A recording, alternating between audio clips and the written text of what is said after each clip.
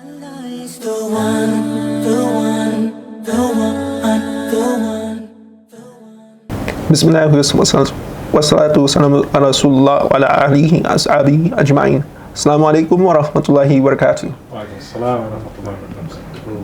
Today I will be talking about a topic which I come across online, where I was reading an article, and this is an article with headlines that went viral, and which talks about homeschooling, because we know that during the COVID lockdown, many parents, many homes need to resort to homeschooling.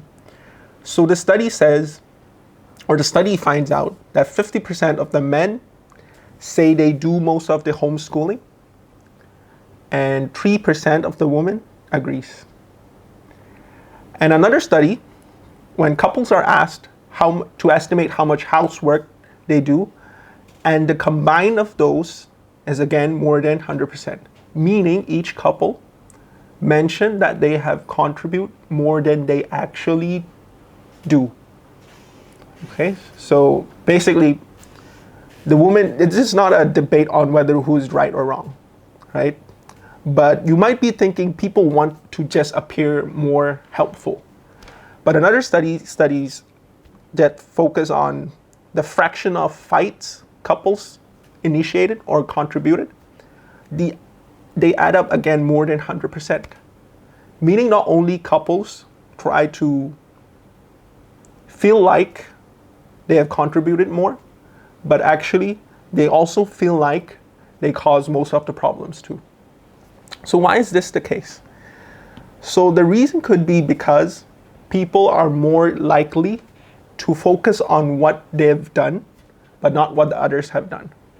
Right? This is a concept in psychology called egocentric bias, right? Which is famously studied and abundantly researched upon, where they generally find out that people will overestimate their own contribution and underestimate others. Right? And one of the influence that we may less likely or we may more likely underestimate is the influence of luck in our life. Quote unquote luck, right? Because we know that as Muslims, there's no such thing as mere coincidence, right? I'll give you an example. Hockey players, for example. Like in Canada, hockey is a big game, is a big sport there, right? And if you ask any professional hockey players how they entered the National League, they will probably mention about their hard work, their determination, great coaches, or even packed training schedules, right? But over the past years, over 40% of the top tier hockey players are actually born in the first quarter of the year, compared to just 10% in the last quarter of the year. Now there's a little bit of maths in the mind, or I can summarize it. So in other words, an early birthday between January to March will make you 4 times more likely to be a top tier National League player compared to those who are born between October and December. Right? And why is that the case? This probably is because the cutoff date for junior hockey player is at January 1st. Meaning those who are born earlier are more likely to be bigger, faster, and slightly more mature than those who are born in the later part of the year. And so this difference is supposed to be minimal as students grow up older, right? But that's not the case, right? Because when one grows older, those who are better, faster, stronger, are more likely to get more playtime, more experience, better coach, or even better resources, right? So over the year, this slight small difference of age will be compounded over the years, and so making the result highly skewed towards their birthday. But if you ask any hockey players how thankful are they to their birthdays, they're probably not thankful for their birthdays, right?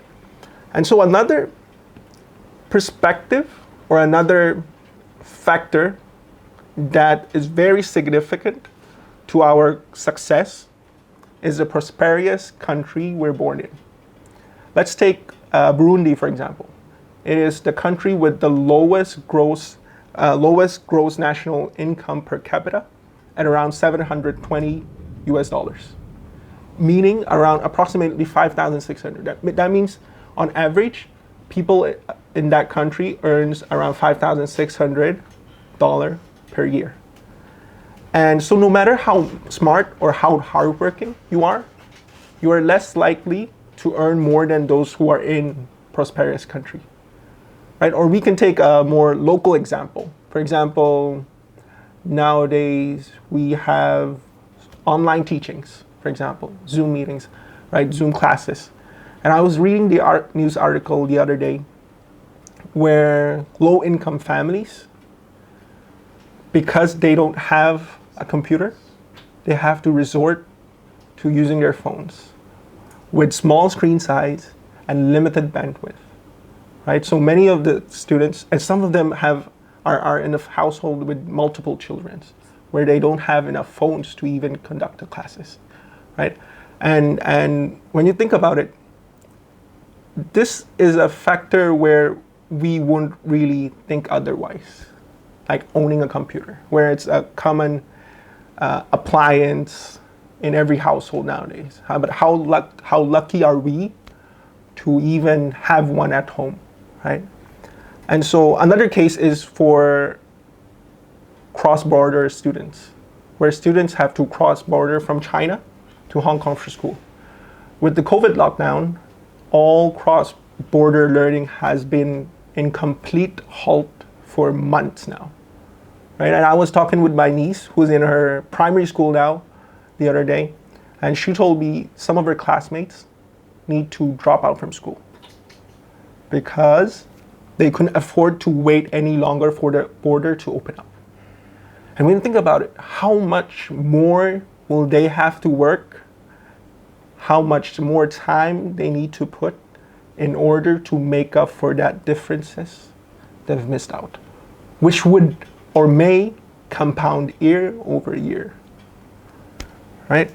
And so these are the portion of luck that many of us may less appreciate, right? Or less account for.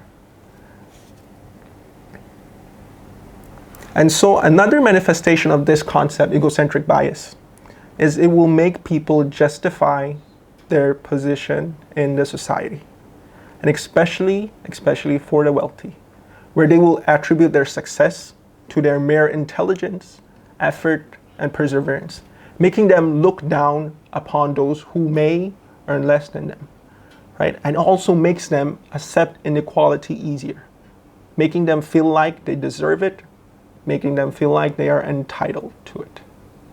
And the greatest example of this self-delusion in human history is Pharaoh, where he called himself Ana Rabbukum al-A'la, where he called himself lordship, right? And so this is a manifestation of egocentric bias, where you start attributing all your success to your own ability.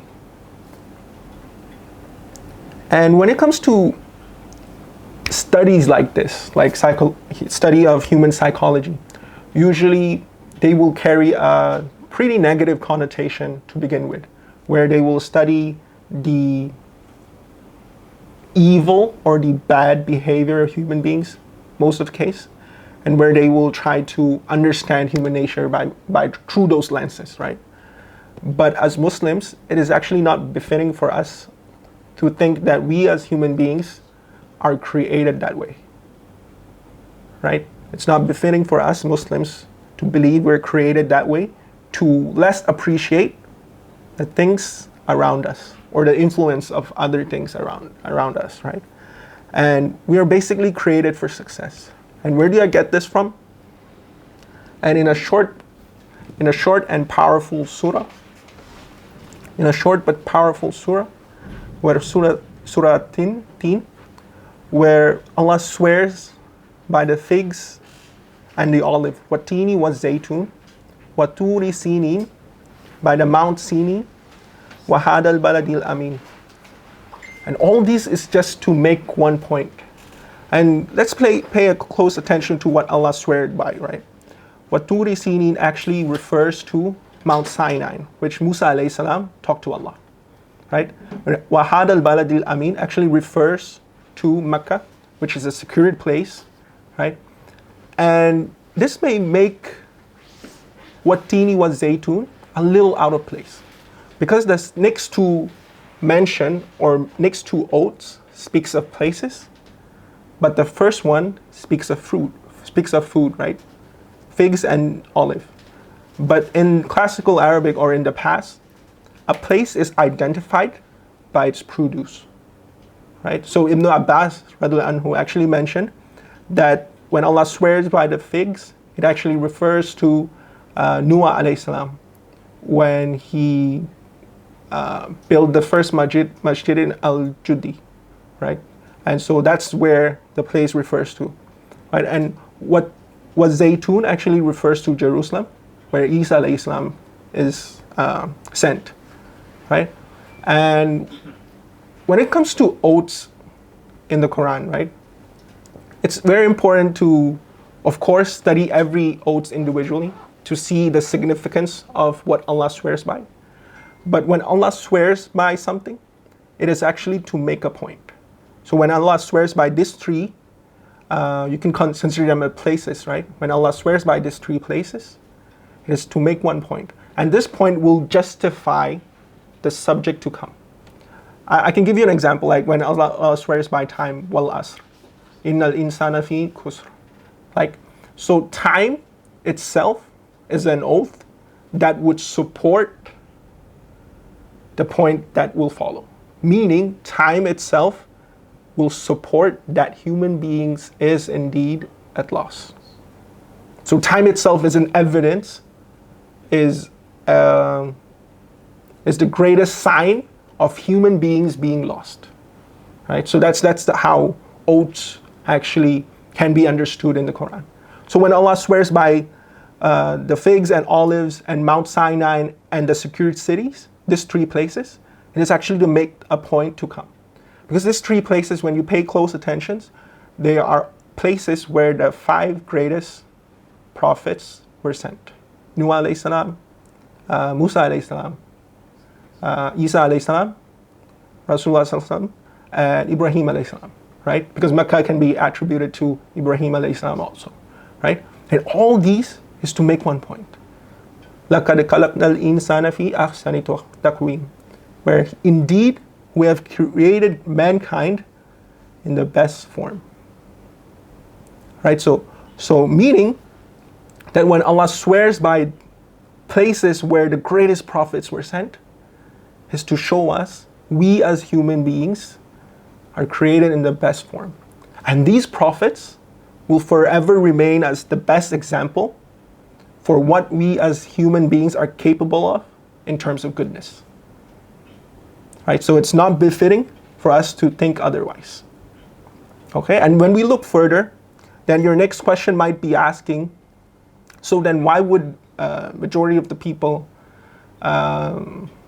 why do these studies have statistical ground to their claims, right? And the surah continues. And ثُمَّ رَدَدْنَاهُمْ أَسْفَلَ سَافِلِينَ, right? Meaning that they have been returned, or they themselves returned to the lowest of low, right? Meaning that they themselves, radadna actually means to return themselves or to reduce themselves from their original form, to deteriorate themselves from the original form. So basically they are the ones who reduce themselves to the lowest form. Meaning that they themselves have the choice. They themselves have the choice to either excel or to deteriorate. Right? At the end of the day, like the prophets are actually, of course, are in stations where we as ordinary human beings can't reach.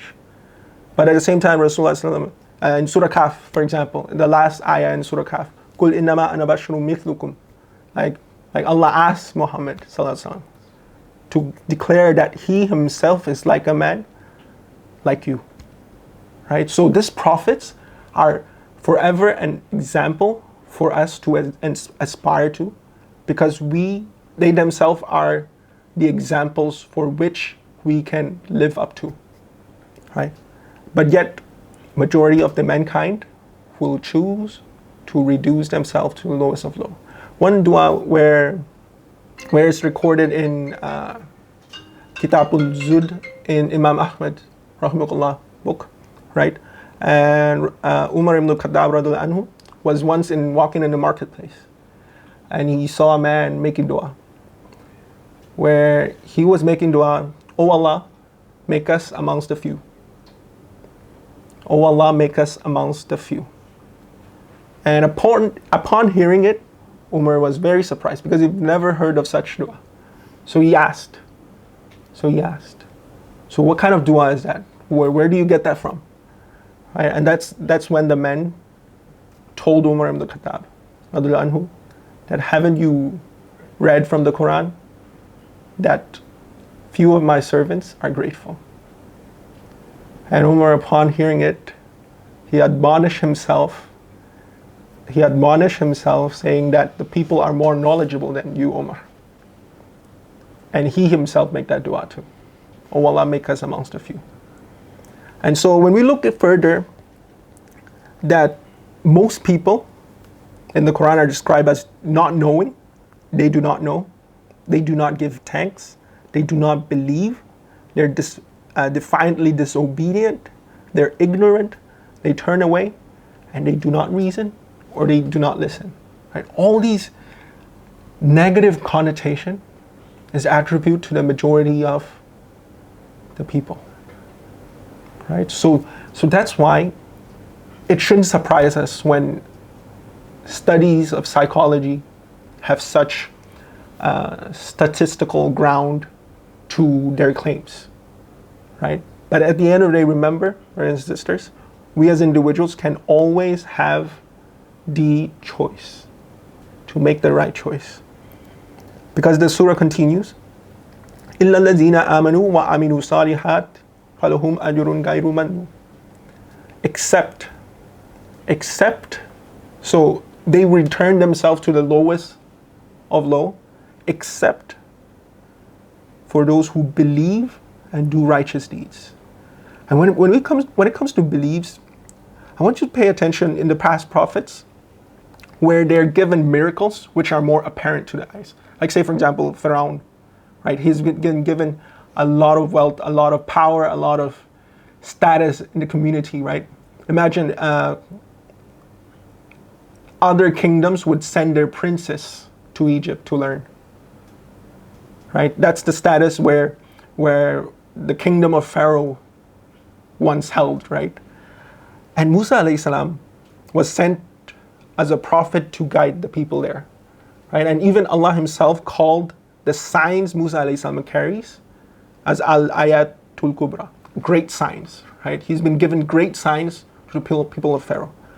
But even with such great signs, even with such miracles, those are most apparent to the eyes, is blinded by them, right? Because of what? Because of their lack of belief, right? So if these are signs Allah himself called the great signs, but even the most apparent of eyes failed or even are blinded by them, right? And signs in our life is much subtler today, right? It's not as apparent as in the past, but it nonetheless should create an impact in our beliefs, because it can be signs where it could be our birthday, it could be the school we study in, it could be the job we landed in, or it could be the family we're born in, or it could even be the loss of the loved ones. All these are actually signs which happens to us daily, and we may not have appreciated them the way it should have been appreciated, right? And so later I'm going to share with you some, actually, a revert sister story where despite all those difficulties she had in life, it didn't demolish her from seeing those signs from Allah subhanahu wa ta'ala, right? And the next thing, subhanAllah, the most beautiful part is, the next thing, after belief, we're called to action, right? فَلَهُمْ أَجْرُ غَيْرُ مَمْنُونٍ. And after which, we'll be given with reward that's never ending. Right? And subhanAllah, it's so beautiful where Allah attribute success itself to the action, but not the result. Because in Islam, effort is actually much more emphasized to the results. Because when you put in the right intention, right belief, and with the right action, and that's what Allah defined as successful. That's when Allah defined as a never-ending reward, right? And so all these are actually calling us to actions, even though we don't have the control over the result. Because at the end of the day, it's what Allah decrees that will happen. And when scholars talk about the knowledge of Allah, subhanAllah, when scholars talk about the knowledge of Allah, one of the names of Allah is Al-Alim, right? The all-knowing, right? And scholars talk about when Allah knows, He would know what has happened, what will happen, and what is happening. And most importantly, and most surprisingly, and most mind-boggling, is Allah subhanahu wa ta'ala, He Himself would know what wouldn't have happened. And if it were to happen, how would it have happened? Right? And so all these led you to know or accept that there's no mere coincidence. Because all those choices or all those happening in your life are through the hands of Al-Alim. Right? And so all those that happened are for your greater good. And you might be thinking like, I'm not even on the Forbes list of the richest man on the planet. And how do I even consider myself successful? Right? How do I even see myself as successful? And if there is any time in human history where we need to be more grateful for, and especially in an environment like Hong Kong, it will be now, right? Because we're enjoying luxury where people in the past, or majority of the humankind has never dreamed of. Even in their wildest imagination, they couldn't have dreamed of living a life like ours. Like, for example, if you asked kings and queens in the past, how would they likely to see Manchester United versus Chelsea, for example, with a click of a button, right? On their couch, right? Or their thrones, basically, right? But yet, these are luxury where we enjoy. And how about, let's talk about the distance we travel.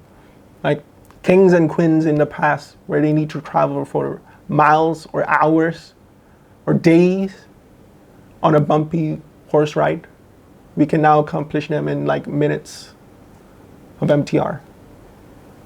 Let's talk about, for example, tap water, right?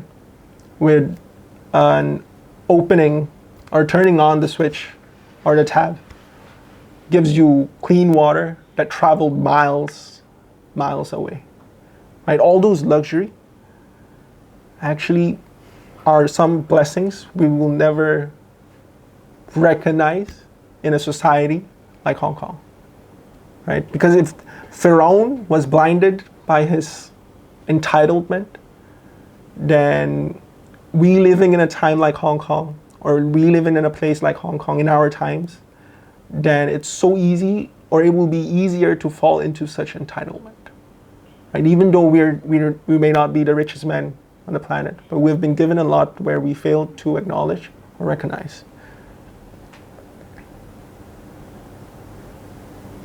And if there was any blessings that we can never be thankful for Allah for, that would be the blessing of being a Muslim. And let's consider that you don't have fresh water. Let's consider that you don't have a school to go to. Let's consider you don't have anything in your pocket. You don't have anything in your bank. And Rasulullah mentioned in a hadith in Sahih Muslim that the person who went through the most suffering, think of anyone in your mind, think of anyone who you have seen suffered a lot of calamities, a lot of difficulties in their lives. And the person Allah is talking, or Rasulullah Sallallahu talks about here, is far worse than that. And that person comes on the Day of Judgment, and he's made to dip in paradise just once. And Allah will then ask him, "O my servant, have you gone through any difficulty in life?" And he will swear by Allah. He swears by Allah. By Allah, no. No calamity has struck me. No pain I have endured. And no atrocities I've went through.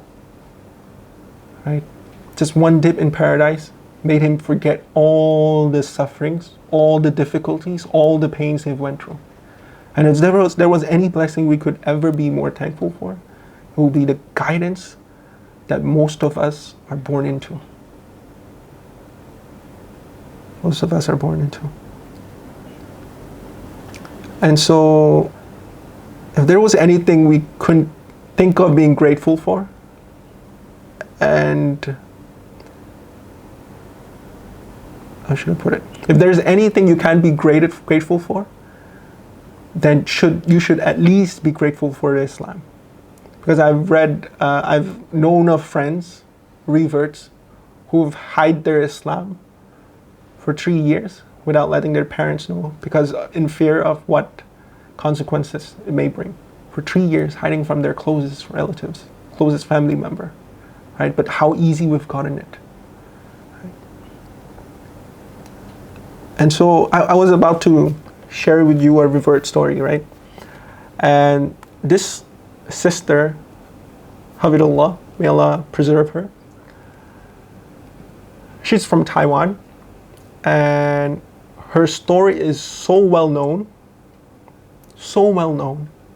that Imam Sulaiman Wang, if I'm not mistaken, was the one who put Brother Yusuf Yu in touch with her to invite her over to Hong Kong 8 years ago to share her story. And her experience is so special that her book she published became one of the best-selling in Taiwan. And her life story is so captivating that she's been invited to TV channels, to basically online, to talk to her, to basically know her life story better. Right? She's a well-known, I wouldn't necessarily call her a celebrity, but she's well respected in Taiwan. Right? And her story was very interesting because she is born with some psychic ability, where, of course, we know in Islam there's the concept of jinns, where they may appear to people, right? They may choose to appear to people. Like, for example, the very famous hadith in Sahih Bukhari and Sahih Muslim of how a jinn actually taught Abu Huraira to read Ayatul Kursi every night. Right? So jinns would actually appear as human forms or appear in front of people as they will. Right? So, and some people have just been appeared more to them. Right? And so imagine she's someone who lived her entire life with such sight. So her story is so interesting where she started off sharing that when she was around 5 to 6 years old,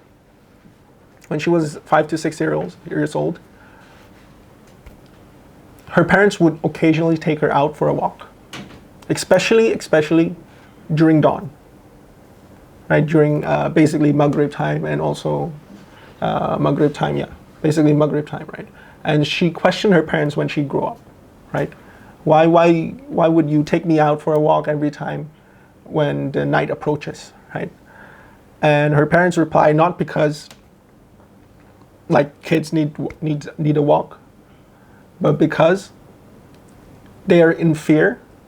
They're in fear that she would start greeting random air at home, right? So her parents would just take her out for a walk to make sure she doesn't start greeting uncles and aunties at home, right? And so in Chinese tradition, if you're seen to have such an ability, you will be held to high esteem, where you will even be considered a teacher, a scholar, someone who is highly respected in society, right? And her ability slowly spread in the neighborhood, where she would be approached by her neighbors when they had a nightmare, when they have difficulties in life, right? Trying to seek if there is any jinn possession or any harm from the unseen, right? And this, in the very early on, would be a pleasure to her. Why? Because she can earn a lot of treats from the adults, where the adults will highly respect her, treat her a lot of food, right? And she was sharing with us an occasion where when people in Chinese tradition, when they have idols, they will offer sacrifices, right? And the adults would ask her, in one occasion asked her, what are the favorite foods of the idols, right? And she would mention her favorite food. Yeah. So she can actually have a share of those food, right? So for example, she would mention they would like guava, they would like mangoes, because those are basically her favorite fruit. And her elder sister, once asked her, why do you say the idols? Why do you say the idols would like guava? Because in Chinese tradition, anything with seeds are not offered to idols. Like that's less likely offered to idols. And so her sister questioned her, why would you mention about guava, right? Guava fruit.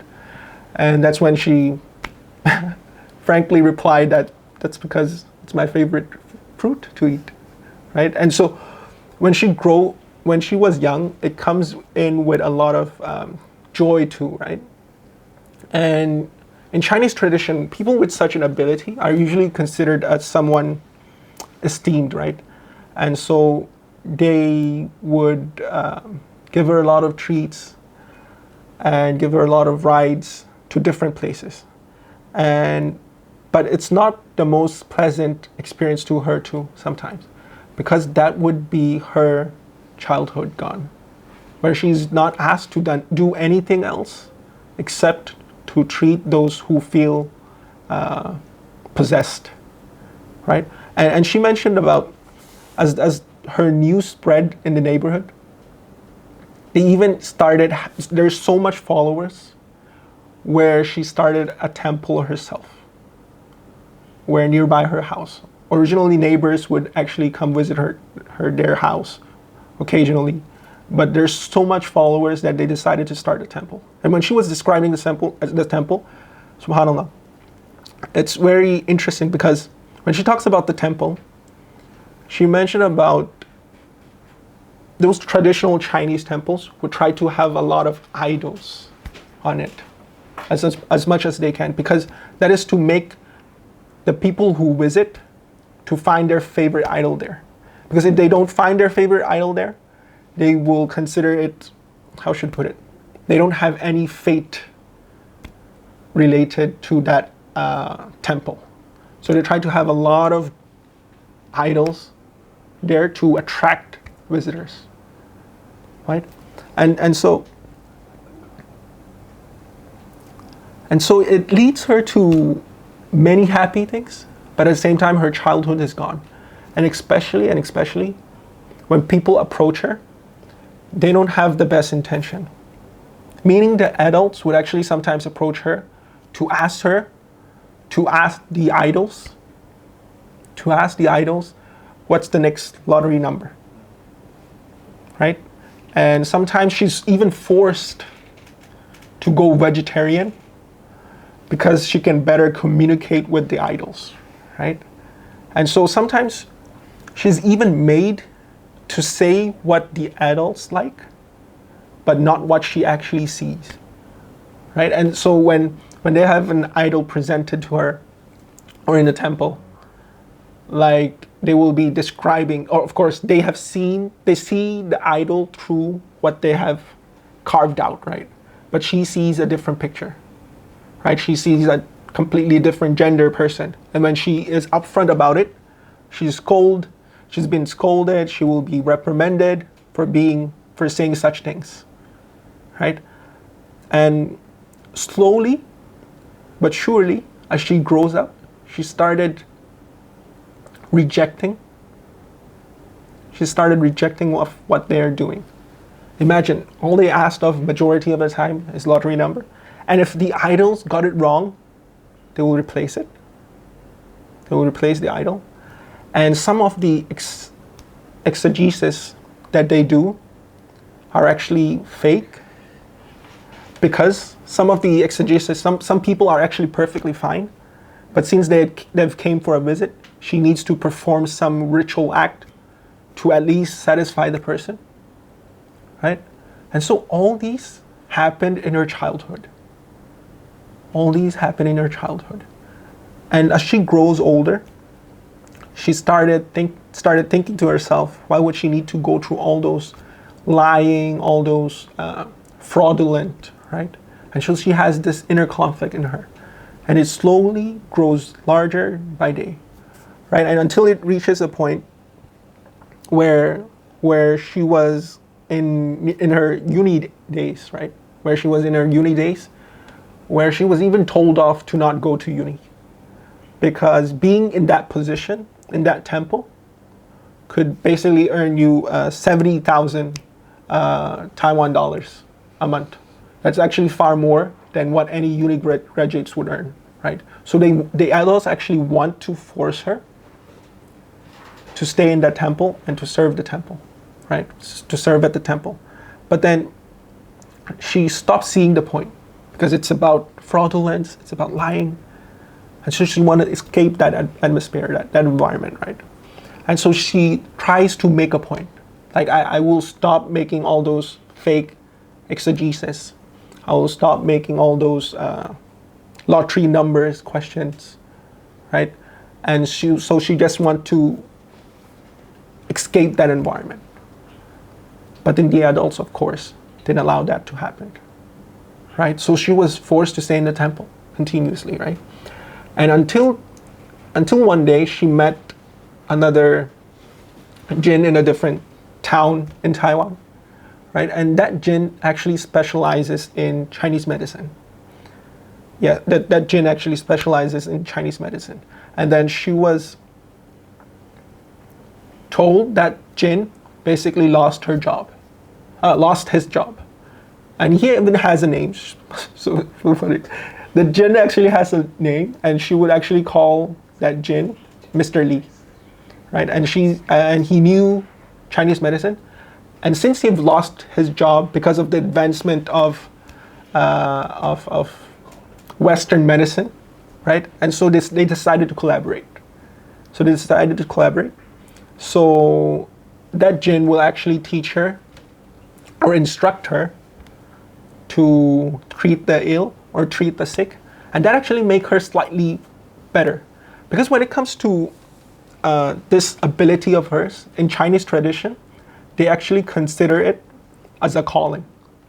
It's a calling where they've been given that ability, where they need to fulfill, right? And so she want to fulfill it in a more moral way, morally upright way. And since she will be treating ill patients, right, through the help of that jinn, that actually made her slightly better. And so she made it a point to approach the adults again, that she doesn't want to do any of those exegesis, and she doesn't want to do all those fake fraudulence, and she just wanted to treat the ill. Where at the peak of her career at that time, she will be treating so much patients, where people are really surprised, because how can a young girl like her, with no prior knowledge of medicine, be able to treat patients, right? To be able to speak of their illness even without even touching them, or just from seeing them, right? So people are flooding to that temple, right? At the peak of her career, she would have a Chinese medicine, how should we put it, stock house, where they would collaborate, where they just need to send them the numbers, and they will be able to send them the what do you call those, Chinese medicines, right? That's the scale of their quote unquote business, right? But then the adults didn't agree to it. They didn't agree to her rejection of those exegesis or any of those fraudulence, and they called them, and they told her or enforced this concept that it is a business, because people came with the intention of seeking what they want, and so you try to give them what they want, right? Trying to convince her to stay in this industry. And she's very sick and tired of it, and so she declined. And that's when one night she received a call from the adults, basically people from her community, telling her that they have basically killed off Mr. Lee, right? And so after receiving that call, she rushed to the temple to see if Mr. Lee was around. And never had she seen Mr. Lee afterwards. You're making me scared, bro. You're scared? Really? I'm scared. No, so never had she seen Mr. Lee again, right? And so she doesn't know where is Mr. Lee. But then she basically lost her job, right? And she recently graduated. She lost her job, and it makes her slightly better, because she's actually helping people, right? That made her slightly better. But now she's lost her job and she's lost direction. And the elders are basically forcing her into this fraudulent business. And so, on the verge of ending her own life, a mystical number 27 appeared. Out of her mind. She is very stubborn with this number, all of a sudden 27. And so she's thinking to herself, 27 might be the number where marks the end of her life. And so she was 25 at that time.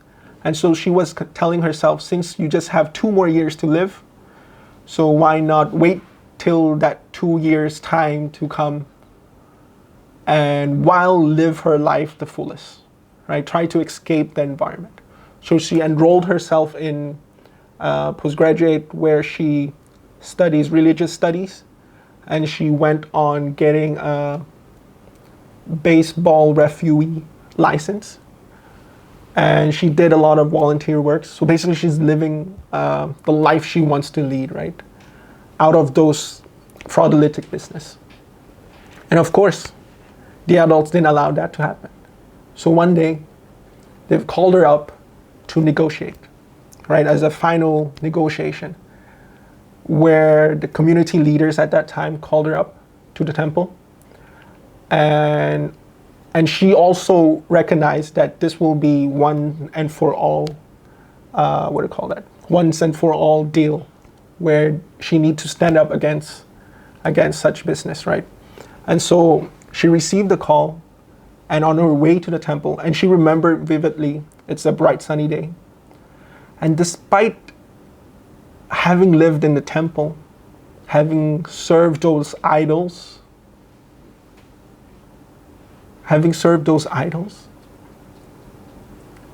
inside her heart, she still believes that there must be one supreme God. And she doesn't know who he is, where he is, or what he is, right? But he or she, as a non-Muslim who knew nothing about Islam at that time, made her very first dua, where she called up to the most supreme, like whoever he is, save me from this calamity. Save me from this calamity, right? So on her way to that temple to negotiate, to deal with the adults, right? And so save me from this calamity, right? And when she reached the adults, because they were some psychic practitioner there too, right? And so they were holding 108 incense, where they were swinging around her. This may sound a little surprising to others of other culture, but it's actually pretty common in Chinese culture, where when you enter temples, usually, especially in Taoism, where it's heavily, the temples are usually heavily incensed, right? And so the practitioners were holding 108, and there were two of them. And she remembered the room to have like 40 to 50 of the adults around the area, in the temple, all overlooking this, right? And they were swinging the incense and asking her to return, to fulfill her calling, right? To fulfill her calling, her ability to basically do those fake exegesis and all those talking to idols, talking to jinns, all those things, right? And they had a conversation, but at the same time she's very scared, because if they were to swing it to her face, she would most likely need to stay in the temple for the rest of her life, right? But alhamdulillah, she managed to escape that environment. And later on, they threatened her that if she leaves this dealing of her, she will be having a lot of calamities. Her parents will suffer from cancer. She will run into car accidents and all those blackmailing, right, against her. But then she still decided to leave, right? But slowly and surely, she started doing her own things. And her way to Islam actually is from the religious studies that she enrolled herself into. When she enrolled herself into that, she has an instinct where she needs to believe in a religion, because there must be a religion that's right, and she feels like there must be an answer to her experience, right? And different religion gave her a different answer. For example, Taoism told her her calling is actually a gift where she can help people, but then she doesn't agree, because why would she, as a 5 years old at that time, having gone through so much calamities because of such gift, right?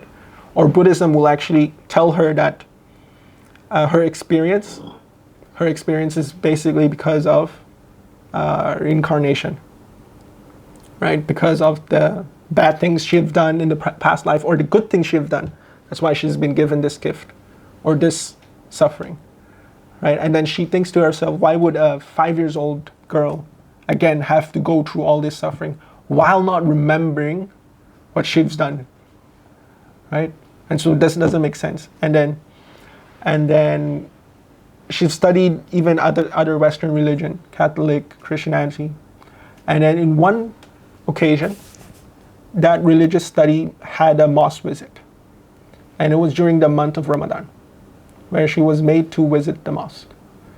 And upon entering the mosque, she was very surprised, because she couldn't find any jinns in the mosque.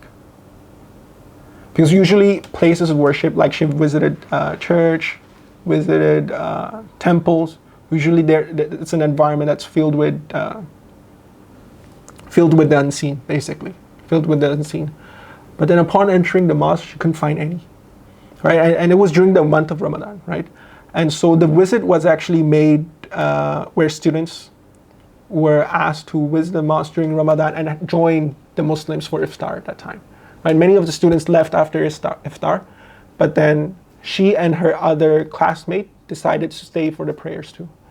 And surprisingly, even when she visited the place where the bodies are treated, what are those room called in the mosque? Mortuary, right? Mortuary. Like when she entered the mortuary, because usually in other religious places, those places are usually filled with jinns waiting to be fed, or waiting for to be to the relatives visit, right? But then in the mosque, the mortuary is also emptied from having any jinns. So she was very surprised. So she wanted to stay longer. So after the prayer, she started talking to the imam there, and she asked the imam, I have such experience in my childhood and in my life. What is the Islamic perspective to it?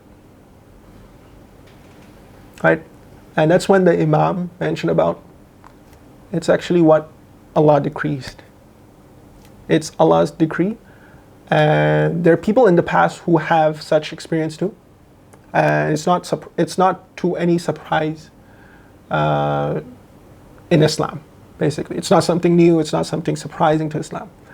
And that reason, out of the many reasons she've come across, resonate with her most. Because that means she's not going through those experiences because of anything she's done. And that actually makes her more comfortable, right? It calms her down. And so she started asking more questions about Islam. Like, for example, how do Islam see those unseen? And the Imam mentioned there's actually an entire surah dedicated to it. And then where the Imam actually mentioned the most active time where the jinns will be around is basically between Maghrib and Fajr. Or it's actually during the Maghrib time or the Fajr time, right? And that actually struck her hard. Because from all that she's experienced, because usually the people who doesn't see the unseen, they will consider nighttime be the most prominent time where they will most appear, right? But that's contrary to her experience. So when the Imam mentioned about it's actually Maghrib and Fajr, that they are most active, that resonate to her resonate her most, right? So she started studying Islam. And in 3 days' time, she became Muslim. And in 3 days' time, she became Muslim after studying. She discussed with her family, and she became Muslim. And despite all her upbringing, being in a temple, being in an environment filled with idolatries, her fitrah is still pure. Her fitrah is still pure. It's just like any one of us. No matter what environment or what stage in life you're in, you still have the choice.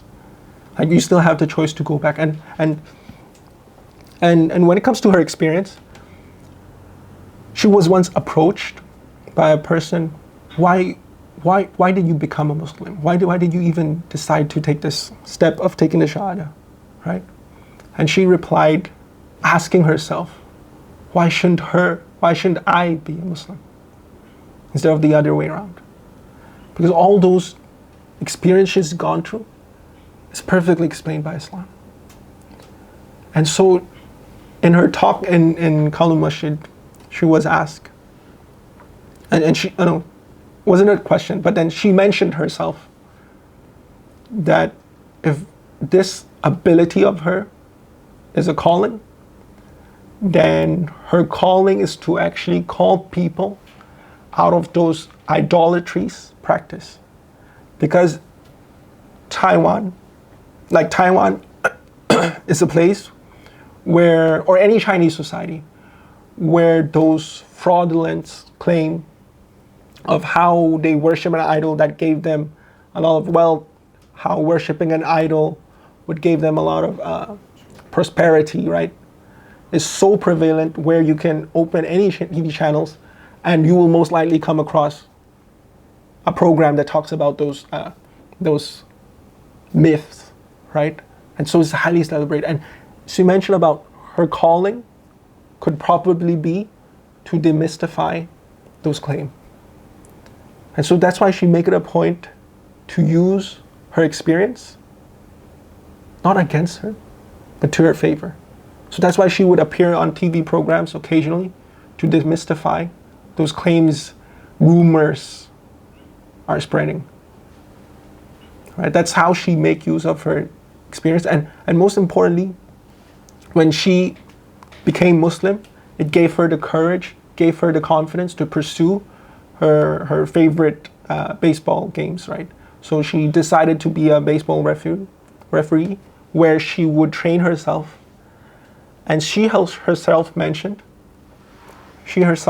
there's no one, she believes, there's no one in Taiwan history that was ever more fortunate than her to become a baseball referee. Because Taiwan is a place, especially in baseball games, where females are highly sexist against, where they're not even allowed to enter the baseball stadium. But yet she became a baseball referee through a lot of hardship, through a lot of difficulty. And she was asked her greatest sign, and she mentioned about all those that paved her way to become a baseball referee is her greatest sign. Because all those she went through is so smooth, especially after being a Muslim, went so smooth where she has the opportunity to be trained in Australia, in US, as a professional referee. It's so smooth that she couldn't think of it as coincidence. Right? So that's why she mentioned about her firmness in Islam is based on that. And when you think about it, all of us have experience where we ourselves cannot explain. Right? All those so-called coincidence or luck that made us who we are today. Right? And I'll end with a quote from Imam Shafi, rahimahullah, where he mentioned, if we were to know how Allah deals with our affairs, we would have melt out of love for him, subhanahu wa ta'ala. And so here I will close. Any questions? Not with jinns, please. I think we should have retitled this to a Chinese jinn story. Yeah, because I find her experience very relevant to the topic today. Because I've been listening to her for a really long time, and I've even wanted to read her books too, right? And despite her early childhood, all the negative experience she went through, she didn't see it as something that Allah has made it a punishment to her. And instead, she made it a weapon to demystify those fake rumors, those idolatrous practice, those are very prevalent in Islam. Right, so I find it very relevant. Sorry, your question was? Yeah, so I know you touched upon the fact that, like we have signs all around us and we shouldn't take things just for granted. I want you to highlight on the point where, in a society or in a time where everything is so instant, things will happen to us and we slowly forget it and we'll just move on. It'll happen to us, we'll slowly forget it, we'll move on. So just this thing about pondering over it, as you said, Allah sends us signs, but sometimes are we ready to accept those signs and just take a step back and think, look, if I wasn't there at that, I'm just trying to connect with, the topic itself. If I wasn't there at that time, at that place, if I didn't get that person to talk to me, this wouldn't happen. The domino effect, basically. Which, of course, again, is from the qadr of Allah.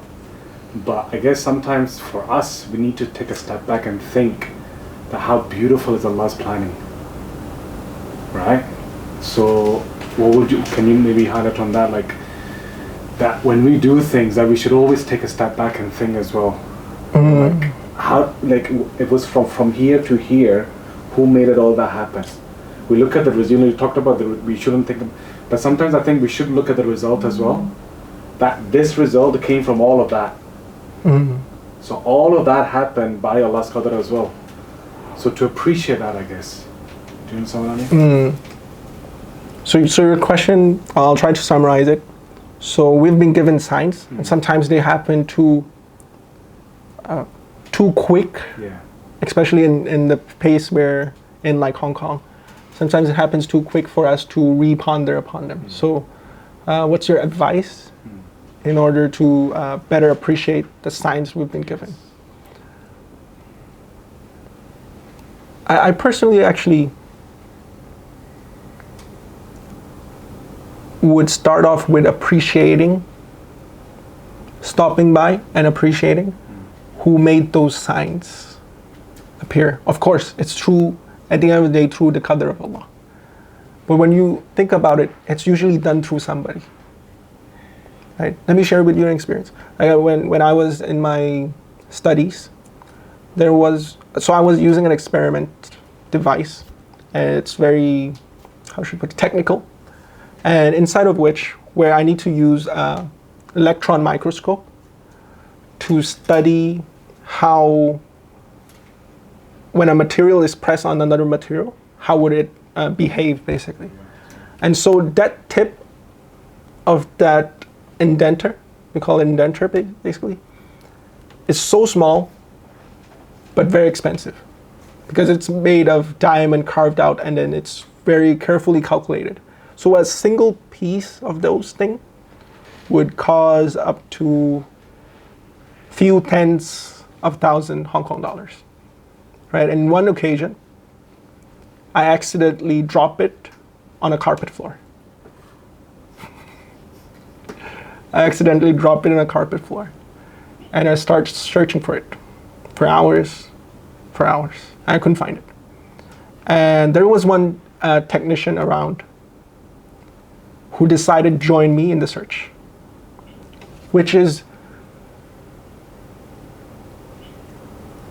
how should I put it, not at all his job duty, not at all his responsibility, right? But he still decided to help me out, right? And at the end, after hours of search, he managed to find it, right? And right away, the other day when I visited that lab again, I decided to buy them some cakes to thank them. Because remember, our Rasulullah told us we wouldn't be grateful to Allah if we weren't grateful to the people. And if there was anything of our action, of course, at the end of the day, it's a decree of Allah. But through whom Allah has decreed that, it's something we can actually better appreciate. Right? Just as those studies shows that we would underappreciate the things done by others around us, then I believe the first step is to actually revisit or to acknowledge that you have most likely underappreciate the things people have done for you. It could be your wife who've been doing all the housework, who've been cooking all those biryani for you for all those years, right? And those have went unnoticed or unappreciated, right? It could be your mom who've been serving you without asking for any dime in return, right? And all those colleagues that could have facilitated you in your job, in your work, right? So I believe it's first appreciating or acknowledging that you have most likely underappreciate others, what others have done for you.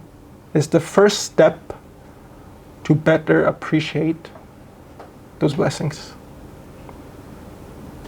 Jazakallah khair. Did I answer your question? Yeah. Okay. Jazakallah khair. Anybody else? Yes, go on. Yeah, please. I think in the Quran it mentions that the calamities that we experience is because of our sins. So how do you fit that story, what happened to that sister, into that context? naturally? Yeah, beautiful question. So the brother asked, so Allah mentioned in the Quran that whatever befalls us is because of our dealings, right? So how do we reconcile between calamities? Those are meant for goodness or meant as punishment, right? This is actually a question where Sheikh Omar Sulaiman beautifully answered through some of his lectures, right? And he mentioned, and it might get a little technical, right? And if something that have befallen you, say for example a car accident or a loss of loved ones or anything of those sort, if it can be attributed to some of their repetitive sins, then it is okay. Say that again. So if any calamities that happen to you can be attributed to repetitive sins of yours, it's okay for you to attribute it together. As a means, remember, as a means of living that sin.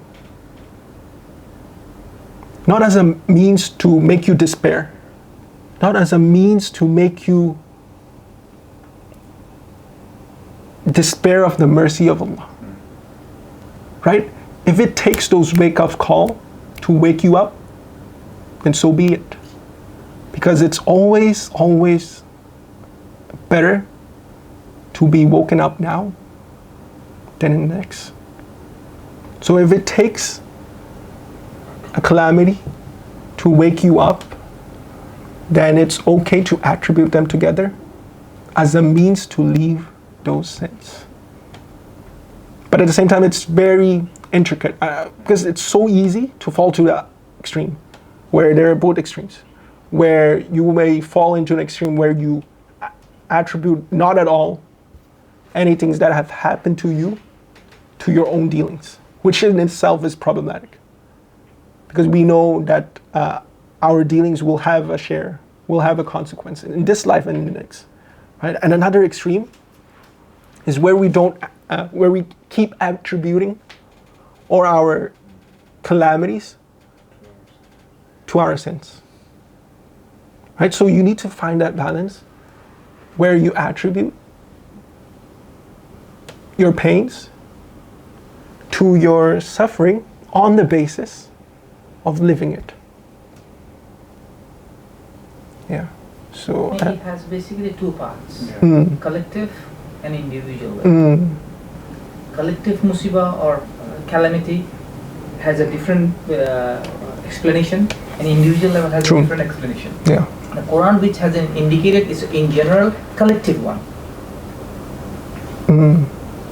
But it's when mankind incur loss, it is due to the hands that have sent forth, the deeds that have sent forth. Mankind in general, whole, collective.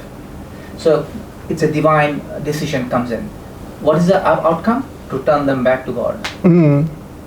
So yeah. Otherwise they are deviating from the true path.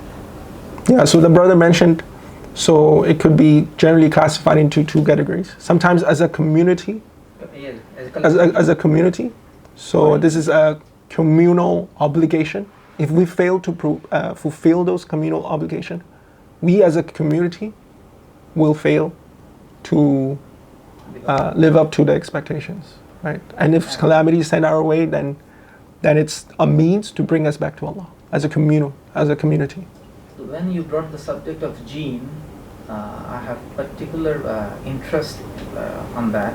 Because I want to see the origin of science. Science did not come from the sky. What is the origin of science?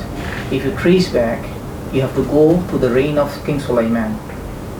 In his time, mankind and jinnkind were in collaboration first. Mankind never had this power, thinking cap, to think beyond its capacity. It is the jinn who aided them. Jinn has the capacity to penetrate. Mankind does not penetrate. Jinn can penetrate. They can explore the universe. They can go up to the Sidratul Muntaha to steal the knowledge from there. Mankind never had that power. All this information was shared by the jinn. And if you study the philosophy, the science, and King Sulaiman, you will be amazed how that collaboration still exists. And the scientific world we see today is the gift of jinn world. Mankind never had this before. Mankind did not go to the belly of the ocean. The jinn did during the time of King Sulaiman to extract the whatever hidden Allah have kept there.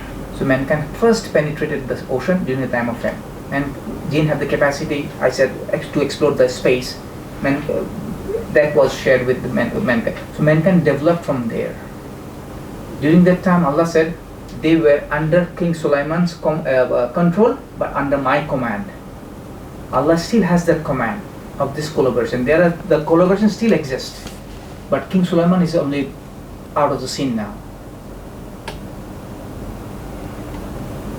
Somebody will replace this and take the control in the coming future to replace King Sulaiman, and he will command jinn again. Our history, how the history is going to end, it's a very interesting, fascinating. Why science has come up to this level. Science did not come out of the blue.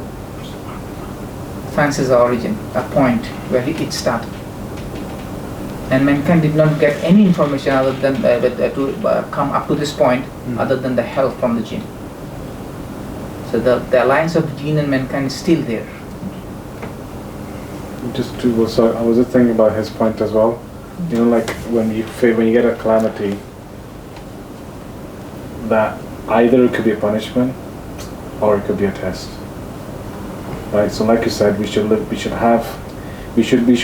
holding both in our hand, right? Because you don't want to be hopeless, but you don't want to be too hopeful as well. That no, it can't be a punishment, it's just a test, just be patient.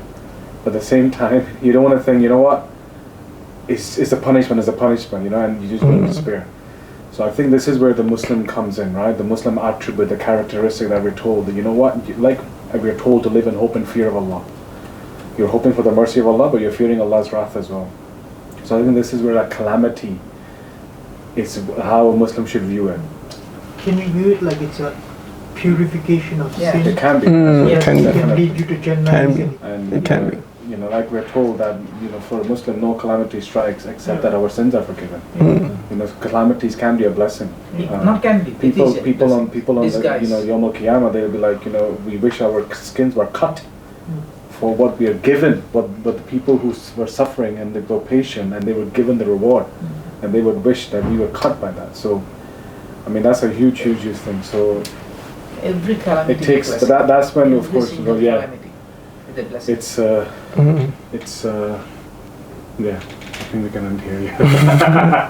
Jazakallah khair. وإياكم سبحانك اللهم وبحمدك أشهد أن لا إله إلا أنت نستغفرك ونتوب إليك. Allah is the one.